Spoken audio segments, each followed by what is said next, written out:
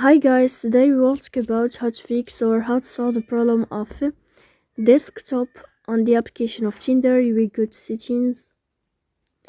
In this page, you will go to apps, default apps, app settings. In this list, you will search about the application of Tinder and you will enter here. Then this page of app info, you will click on first stop and you can click OK. Here you will enter to the window of storage. Then we click on clear cache.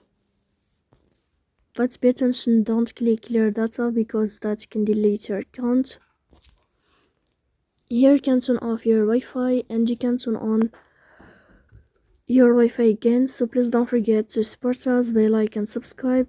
See you next time in another video and thank you for your watching and your attention.